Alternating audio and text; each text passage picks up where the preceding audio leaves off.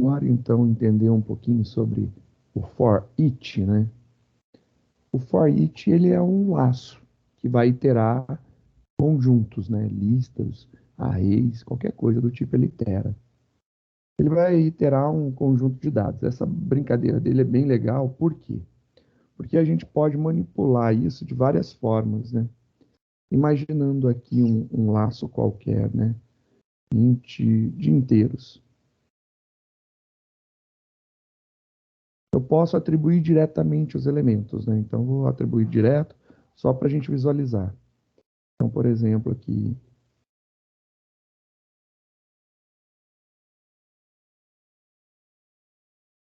tenho aqui esses 5 elementos na minha lista de números. Se eu quiser iterar um por um, eu posso fazer de duas formas, né? Eu posso fazer um for em para ter sido fechado aqui. Int i começando no índice 0, i vai até o tamanho dele, menos 1, né? Menor que o tamanho dele.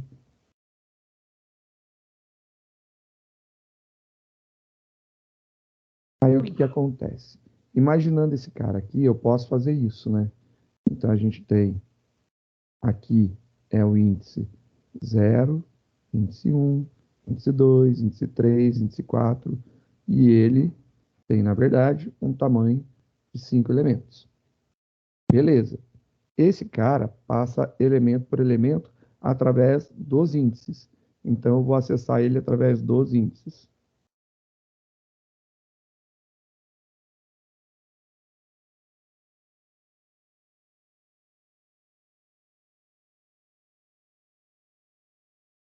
Ele vai pegar cada posição dessa. Então, nesse cara, ó lá, nele, em cada uma dessas posições, ele pega o valor e vai printar. Beleza. Compilou, rodou, ele mostrou lá os números para a gente, tudo juntinho, mas mostrou. Passou um espacinho para ficar mais bonitinho.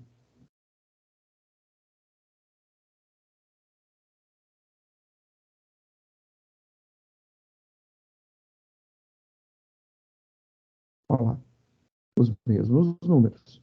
Bonitinho, ele fez a iteração do jeito que a gente queria.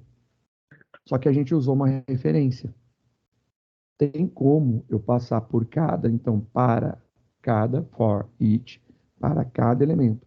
Então, da mesma forma que a gente tem essa declaração aqui, eu tenho a possibilidade de fazer um for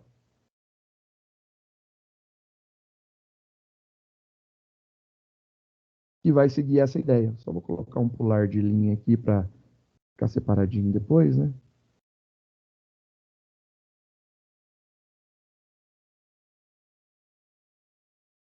Aí o que acontece? O for convencional está aqui, o for each, ele vai iterar números. Só que aí o que, que a gente tem aqui? O que, que tem nessa posição? Um número inteiro. O que, que tem aqui? Um outro número inteiro. Número inteiro, número inteiro, número inteiro. Por que, que tem inteiro? Porque a gente declarou um array de inteiros. Essa é a ideia. Já que a gente declarou um array de inteiros, a gente tem um inteiro aqui em cada uma dessas posições. Se a gente falar que a gente tem para cada número em números, então para cada número tem números, e vai pegar na ordem sem necessitar usar a referência. Ele não usa a referência, ele vai falar para cada elemento, então ele vai pegar o 9, depois quando ele voltar no laço, ele pega o 4, quando ele voltar de novo, ele pega o 2, quando voltar de novo, ele pega o 8, e pela última vez que ele voltar, ele vai pegar o 3, acabou os elementos, ele sai. Se eu quiser imprimir isso aqui, eu posso fazer isso aqui também. System.out.print. Da mesma forma, eu tinha colocado aqui números no índice i, só que agora eu tenho uma referência para cada elemento. Esse cara aqui. Vou colocar um espaço lá. Olha que legal que a gente tem. Ele tem exatamente o mesmo comportamento. O resultado visual é o mesmo, olha lá, de impressão. Seria como se, por exemplo, antes de imprimir aqui, eu fizesse algo do tipo, né? Int número recebe isso daqui. E aí eu mando imprimir número. Essa atribuição daqui que está fazendo, a gente resumiu dessa forma. Seria exatamente a mesma coisa. Ele está iterando, só que ele está pegando o vetor e a sua referência e atribuindo toda vez para número. Eu imprimo o número. Ele fez isso. Eu vou colocar aqui num, só para ficar diferente, senão ele vai reclamar das variáveis. Vai, deixa eu ver. Não vai porque está declarado em escopo diferente. Isso, não reclama. E olha lá, é isso que ele fez. O mesmo resultado, porém, para colocar aqui para o ladinho, né? Não. Aí aqui ele tem essa atribuição que a gente pode fazer para imprimir, ou imprime direto a referência. Nesse caso aqui de baixo, a gente já tem a variável que já está recebendo essa iteração a cada execução. E aí a gente tem essa forma de funcionamento mais direta. A única coisa que a gente precisa se preocupar, e isso é muito importante, é que essa variável que a gente declara aqui, ela tem que ser do mesmo tipo que esse cara daqui, ou capaz de comportar isso, né? Então, por exemplo, se eu declarar um tipo long e compilar aqui, olha só, funciona. Por quê? Porque long cabe int. Essa é a grande sacada. Então, a gente precisa ter uma variável que comporte pelo menos a variável ali. E aí fica legal, porque a gente tem essa possibilidade de utilização. É uma sacadinha boa, né, que facilita bem a vida da gente. Então, eu, pessoalmente, eu gosto muito. Vantagens e desvantagens, né? Qual que é a vantagem que nós temos aqui? Quando a gente não precisa ter acesso a parte do nosso vetor, por que que eu falo parte? Se eu acesso via o índice, né, eu posso acessar, por exemplo, se eu tenho lá 1000 elementos, eu posso acessar da posição 100 a 150. E o restante? O restante eu não acessei. Eu posso ignorar isso daí. Então tem essas vantagens, né?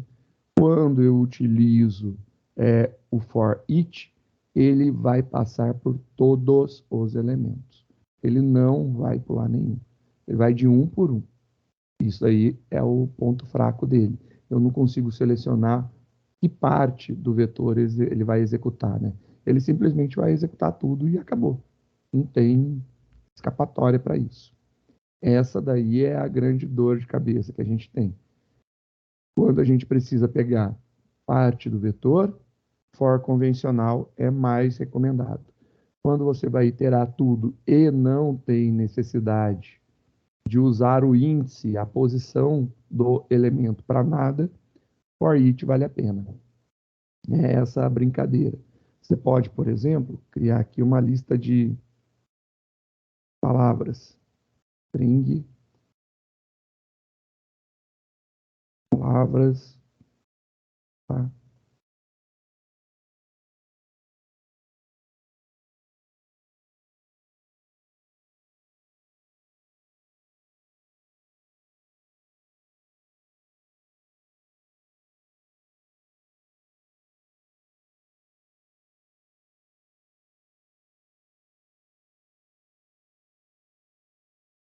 Criei aqui uma lista de palavras, né? Listinha simples de palavras só para a gente ver. Tenho lá várias palavras que eu coloquei numa lista. Isso aqui pode ser até o resultado de um split, por exemplo, né? Então você tem lá uma frase toda e você faz uma frase ponto split no espaço. Ele vai separar em palavras. A gente pode iterar, fazer um for each aqui. Eu vou iterar palavras, mandando imprimir cada palavra em uma linha, por exemplo.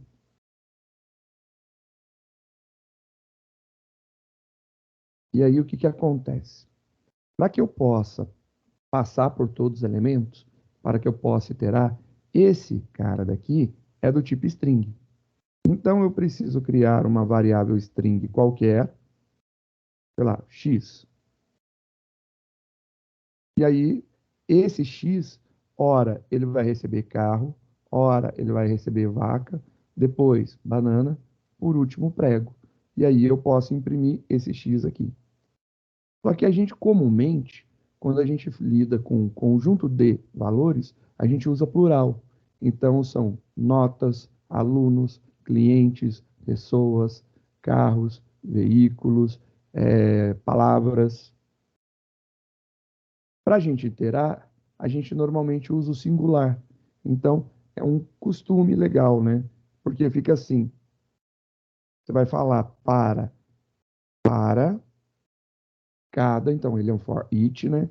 Para cada palavra em palavras, ou seja, para cada palavra, nesse vetor todo, para cada palavra em palavras, eu vou imprimir a palavra. Então, normalmente tem essa característica que fica legal, né? Então, para cada número, em números, para cada veículo, em veículos, para cada fruta, em frutas, para cada nota, em notas. E aí fica uma fala muito melhor, né? É muito mais. Tem uma sonoridade maior, né? Parece que fica mais entendível ouvir dessa forma do que eu falar isso daqui, né? A gente tem esse cara, na verdade, ele fica aqui no lugar, né? Então eu vou falar lá que vai de 0 até o tamanho do vetor -1 e eu vou imprimir o vetor no índice que eu criei ali.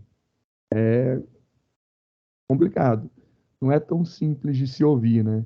Essa é a diferença da gente ter um for normal, que ele é numerado, indexado, por um for each, que ele não é indexado. Ele vai pegar cada ocorrência. Isso daí pode ocorrer com qualquer coisa, com qualquer tipo de objeto. Então, havendo uma lista de objetos, strings são objetos, a gente pode iterar dessa forma. Então, não importa.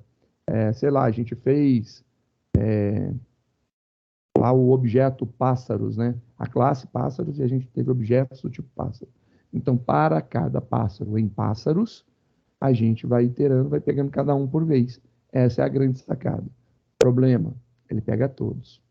Então, se isso daqui for um sistema de armazenamento, onde você tem, por exemplo, um array de 100 posições, porém você só tem 4 palavras preenchidas, você vai ter 96 iterações no teu vetor, passagens por ele, desnecessárias ocorrendo. Esse é um problema ruim do for each. O for each, infelizmente, é ruim por conta disso. Ele vai iterar todo mundo e não tem o que fazer. É característica do for each passar por todo mundo. Não dá para a gente limitar o for each, né? Ele é desse jeito. Conseguiu entender, Rose? Consegui entender sim, senhor. Essa última parte da explicação aí ficou bem legível mesmo. De verdade. Fica legal para ler, né? É Sim, com bacana. certeza. Aproveitar aqui, né? E outra coisa que eu ia falar para o senhor, o senhor falou que no for convencional dá para a gente limitar, né? Ele não precisa varrer o vetor inteiro. Não precisa. Mas, exemplificando isso, porque Aqui, ó. Aqui eu estou indo de 0, olha lá, de 0 até o tamanho -1, né? Que é menor, ou seja, até certo. 4. Eu estou varrendo tudo isso daqui. E se, ao invés de fazer desta forma, eu vou comentar o de cima, só para ficar ali, eu mudar aqui. Eu quero começar agora, eu quero listar essa Ah, faixa de entendi. valores. Eu Você vou começar modifica, aqui no 1, posso vir aqui, colocar menor até. igual a 3. Ah, legal, senhor. Show, lembrei. Aham, lembrei, cara. Eu não tava lembrando mais que dava pra fazer Eu isso. posso pegar essa parte específica dele. O for each não dá.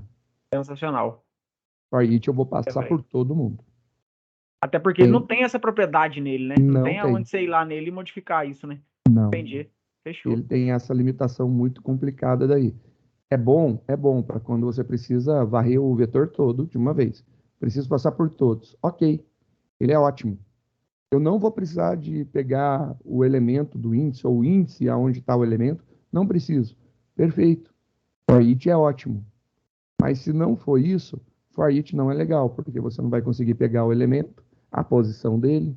Então, se tiver que pegar a posição, por exemplo, quando a gente chegar no quarto semestre, a gente vai utilizar muito laço para fazer troca de posição de elementos de vetor, né? A gente tem aqui dois e a gente vai trocar os dois de posição. A gente precisa saber os índices para trocar eles de posição. Se a No gente For não Each, no souber caso. os índices, a gente não troca. Pô, legal, senhor. Nossa, E aí agora está um fechou. problema. E aí a gente não pode usar, então, um for each para fazer isso. A gente tem que usar o for convencional. Sensacional. Fechou, senhor. Nossa, brigadão mesmo, cara. Imagina. Chique. Chique.